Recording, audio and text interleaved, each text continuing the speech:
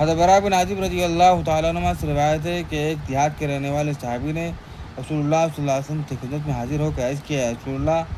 مجھے ایسا عمل بتا دیجیے جو مجھے جنت میں داخل کر دے رسول اللہ صلی اللہ علیہ وسلم نے ارشاد فرمایا رسول اللہ صلی اللہ علیہ وسلم نے چند اعمال ارشاد فرمایا جس میں غلام کا آزاد کرنا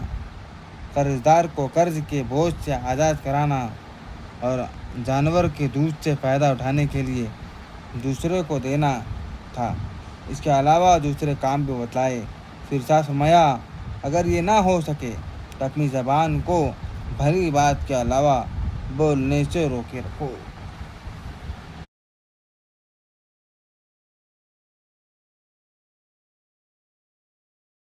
حضرت براء بن عازب رضی اللہ تعالیٰ عنہ سے روایت ہے کہ ایک دیہات کے رہنے والے صحابی نے رسول اللہ صلی اللہ علیہ وسلم کی خدمت میں حاضر ہو کے عرض کیا ہے رسول اللہ مجھے ایسا عمل بتا دیجیے جو مجھے جنت میں داخل کر دے رسول اللہ صلی اللہ علیہ وسلم نے ارشاد فرمایا رسول اللہ صلی اللہ علیہ وسلم نے چند اعمال ارشاد فرمایا جس میں غلام کا آزاد کرنا قرضدار کو قرض کے بوجھ سے آزاد کرانا اور جانور کے دودھ سے فائدہ اٹھانے کے لیے دوسرے کو دینا تھا۔ اس کے علاوہ دوسرے کام بھی بتلائے۔ پھر ارشاد فرمایا اگر یہ نہ ہو سکے تو اپنی زبان کو بھلی بات کے علاوہ بولنے سے روکے رکھو۔